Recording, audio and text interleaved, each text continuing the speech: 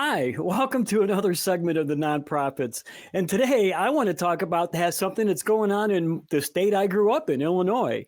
The Proud Boys have been one of the signature hate groups in the USA throughout the last decade or so.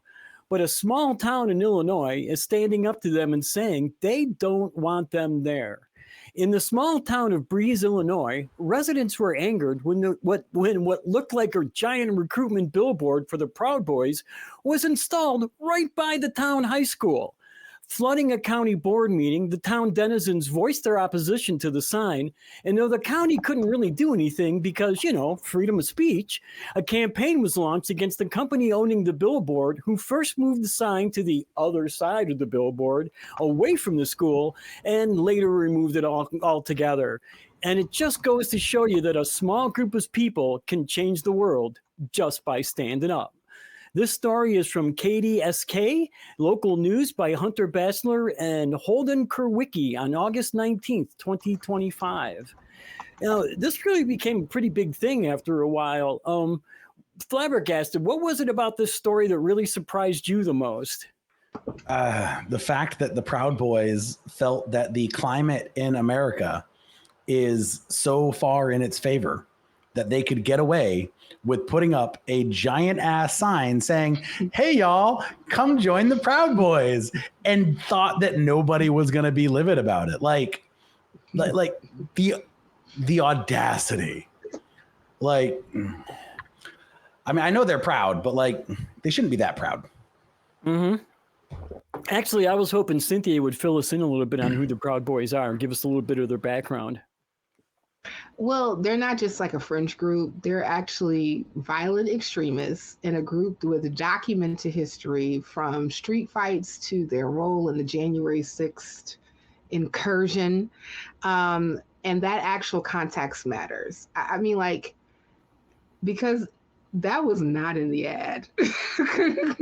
You know what I'm saying? It was not to say that, oh, by the by, we were... a whole church sued us for our racist propaganda and violence, and to the point where they own our property content right now. That's a thing, right? Mm-hmm. So, and I think it's so important that, a quick backlash from the community actually happened, especially since they are very much so aware of who the Proud Boys are.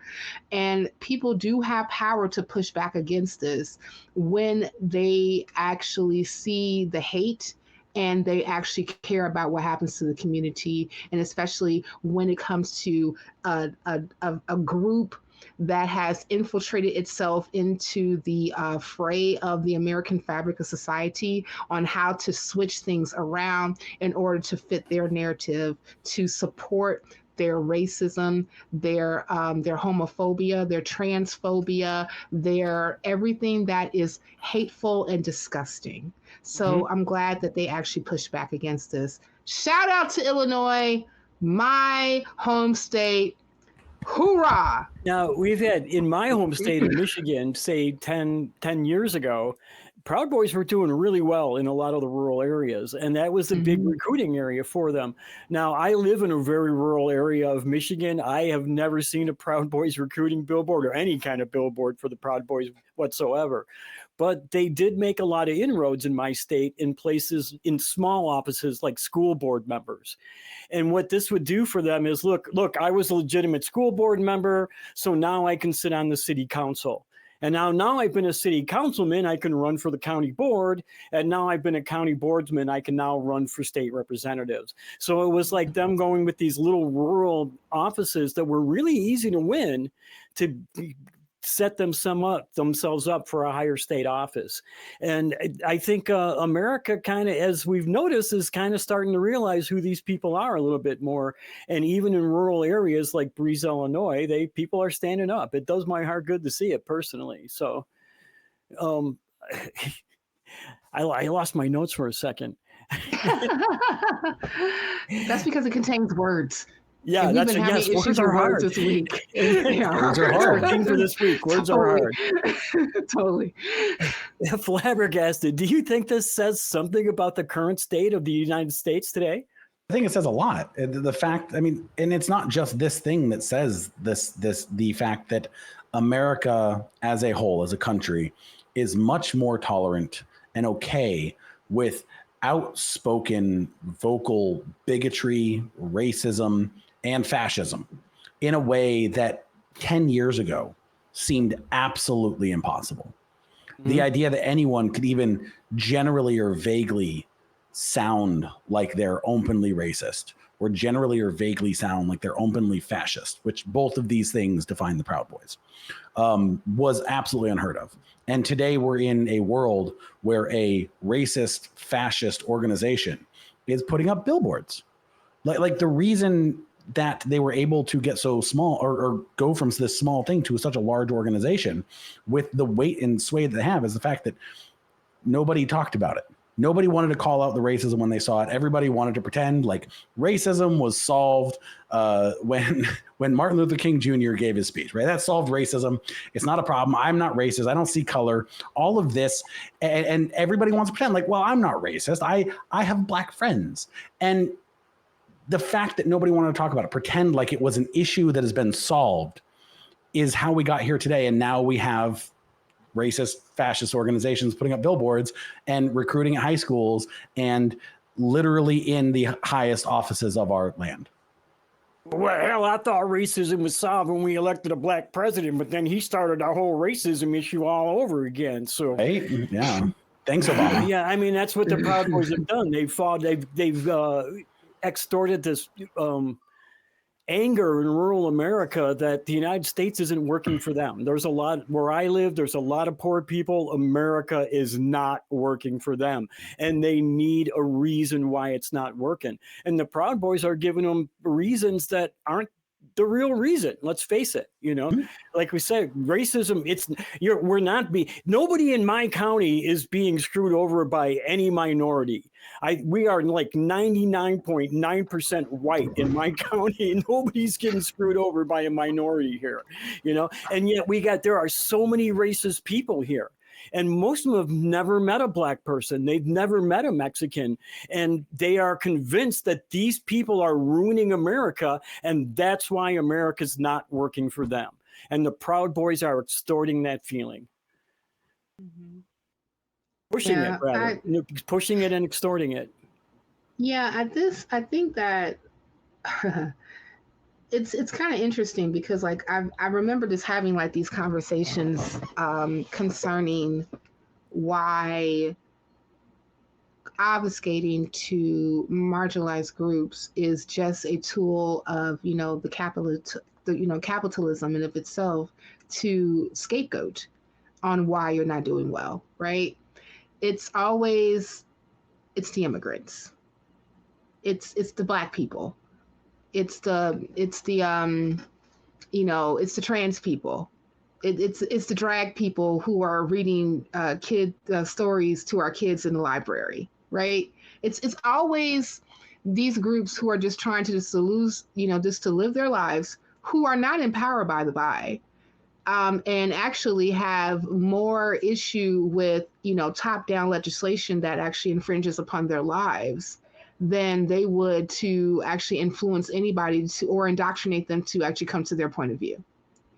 And it's kind of interesting because this is the oldest trick in the book that has been used by different regimes over and over again when it comes to making sure that they are not only getting into power, but staying into power. You always have to have a scapegoat group, right? And basically, that's what the Proud Boys are. They are an organization that helps, regimes keep that narrative alive. And they push that, they push that narrative. They're going out catching the scapegoats, right? Yeah. Right, exactly. That's exactly what they're doing. Yep. And the crazy thing about it is that, when it comes to organizations like the Proud Boys, they try to look normal. They try to, put themselves in places where they are just talking about what they call kitchen table topics. I'm making as much money this year as I was last year. Mm-hmm. I wonder why the buy is. Trying to put themselves as the, the people next door who go to the local church, and we're just, part of the community that's just trying to make things better for everybody, right? But even when I was mentioning before, that Metropolitan AME Church took legal action, and they won and actually took Proud Boys trademark because of their hateful rhetoric. And I think that that's something that we have to continuously push, especially when we're seeing hateful groups like the Proud Boys trying to, maneuver in. And I know you was going to ask me this question, Kelly, and I'm just going to go ahead and go to it. Go for it. When, like when we're just even talking about Lamar advertising taking money from the Proud Boys in the first place. Mm-hmm. I mean, the simple fact that this group actually put the sign back up on the other side before they just flipped it around. That's how they did. They're like, we can't have anymore. We can't have that Proud Boy stuff over there. You need to do something about that. Okay, flip. Like, that's supposed to make it better. One of the leaders of the town movement even said this was not the change we were looking for. This was not it. Exactly. Right? Not at all. Not at all. And I mean, but to me, that just raises real questions about corporate responsibility, right? Listen, I ain't got no problem with folk making their money. Do you, boo-boo? But at the end of the day, can we disagree on a small thing that we should not be platforming racist, hateful groups? And you should not take their money. Ever. Can that be a thing? Yeah. Just saying. Yeah. I think that is such a low bar to ask. And the fact that we can't even meet it, like that's not my bar. My bar is way higher. Way higher. But that is the lowest possible bar. Hey, could you not openly advocate racist, hateful, fascist ideology that is literally eroding the foundations of our society to the point that we are eventually going to not be the country that we have been for the past 260, 70 years? I can't math. That should be the lowest bar. But they're no, it's cool. It's cool. The $10,000, $5,000 that I get to put in my pocket because of this is more valuable to me than all of the lives that this is going to harm directly. All of the harm that the Proud Boys cause. I don't care about that. I just care about the $5,000 they put in my pocket for me to help them cause that harm. We have a Proud Boy on our school council, on our school board right now here in my town, which I'm not real happy about. But there was 4 openings and 4 people ran, and he was one of them. So, I mean, he was going to get elected anyway. And that's what I was talking about, how they get in. That's how they get their political in, is something like that, where there's, you got 4 seats and there's only 3 people running. I can't lose, right? And then they start building up those political creds that they keep moving up and spreading that bad ideology throughout our politics. And that was their plan. I mean, they've even stated that was one of their game plans to do, was to get people in higher positions, Hey, Kelly. Yeah. You know what? What? You know what? I know a lot, but what? That's how we got the speaker. Yeah. Yeah.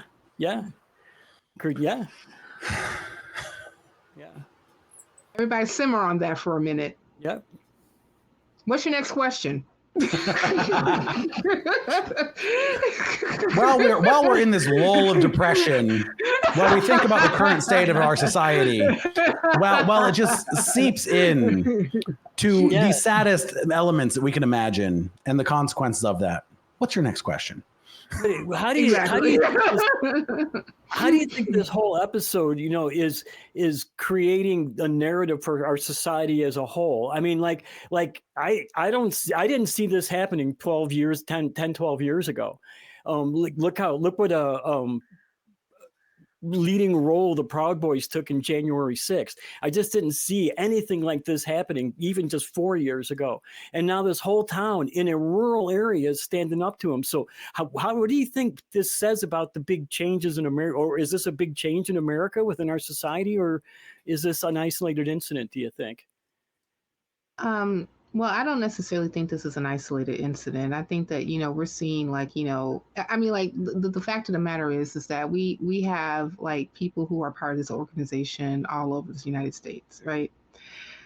One of the things that I'm going to use from you, Flabbergasted, flabber if you're nasty, is that the hopeful thing that I have is that, this town in Illinois is not a big town. It can be considered, and the funny thing, and the interesting thing about Illinois, especially if you look at it on the map, on the map, on the map, on that map, on that map, on that map. If you look at it on the map, you can see like areas like this up north are more bluey. And then you have like places that's like central and southern Illinois that's more not bluey. And if you actually look at it, there's a lot of not bluey in the state that always happens to be quite bluey or thought of as bluey. Mm-hmm. But even if you do have a contingency of very conservative people that happen to live in an area, my hope is that even they can see when you've gone too far. Mm-hmm. It's like, okay, like, yeah, I want my, my nuclear family with my, 2.5 kids and my, white picket fence and I listen to James Dobson for money advice, RIP. Not really. But regardless of that, even though like, I may have like these particular conservative values or what have you, I can still recognize hate when I see it. I can still remember, oh, that's that group that said, that completely just decided to do a whole insurrection. And then all of us are like January 6th looking at like television going, what the fuck is going on? Right. Mm-hmm. It's something that was completely unprecedented. I know that like a lot of us, and even in my household, are just like looking at news outlets with our like jaws like hanging down to the ground. Right. But unfortunately, this is where we are. But my hope and what I think that we have, and I'm using hope based on observation, is that there is still a contingency of people that are pushing back against hate, that's pushing back against, fascism, that's pushing back against racism, that's pushing back against homophobia, against the transphobia, against things that actually erode us as a society, right? And there are winning. People that's doing that and winning, right? And winning. And that's the hope that I'm getting, that because like even if we're looking at history, flab burr if you're nasty, we always have seen I just like saying that, just humor me, but but we have seen so many times movements of grassroots people push back against authoritarianism and hate. We have seen this thing over and over again, even in our short time as America existing as the way that it is. And so that is the thing that gives me hope, because I know that there's always going to be people that's going to be fearless, come together, create movements to push back against the things that they're seeing that's going to be oppressive to us as a society. And knowing that this small town rose up against, Lamar Advertising and the Proud Boys and say, not in our town. Hey, Cynthia, I want to thank you for being one of those people you were just talking about. I gotta ask. Do you want me to do the hopeful response, or do you want me to do the no? Do it because this is our last show for the week, so we need something. Gotta keep it hopeful. All right. So I'm gonna start on a little bit of a downer here, in that like I'm not sure this is that what we're talking about here. The actions of Lamar or of the Clinton County of around the billboard, I don't see that as standing up and pushing back against the major problems. That's them meeting that minimum bar, them saying that's a little too much for us, right? There's not a further public outcry to like root out further issues that I think I would want to see from that. But on a grander scale, separate from this, we are seeing that. We are seeing people standing up. We are seeing a further push for these values. I worry a lot about if the pushes that are occurring are going to be sufficient, if they're going to correct the overarching issues that have caused us to land where we have. But there is a movement to do that. There are a lot more people who are, you could say, activated as a result of seeing us slide down this far, in a way that we wouldn't be. We wouldn't have so many people kind of up in arms and really rallying towards change. And so that's the speckled of gold at the bottom of a cup of dirt that's just been poured on our head, is that there is something there that we could still get out of this. I'd still rather it didn't happen in the first place, but since it has, that we need to kind of grasp that, and we need to hope that we can move forward and use that to actually affect real meaningful change that will prevent us from being in the situation again, and change that will prevent society from declining in the way that, if it goes unchecked, it almost certainly will. Cool. Can I end this with, I know that you're going to say your spiel, but I just have one more thing to say. I am too. I got something I'm going to say, but you go ahead. Well, in the immortal words of that philosopher and person from my mother's motherland, Jamaica, Bob Marley, if you are the big tree, we are the small axe, sharpened to cut you down and ready to cut you down. And whosoever diggeth a pit shall fall in it. And whoever so diggeth a pit shall bury in it. And Kelly, before you do your closing, Kelly, I got one more philosophical quote here, that unless someone like you cares a whole awful lot, nothing is going to get better. It's not. Yeah, I know people. I know people are probably tired of me saying it, but it takes one person to stand up. It only takes a little thing to get a ball rolling, and be that person that stands up for whatever issue you think is worth standing up for. And look at this incident right here as an example. This was a small town.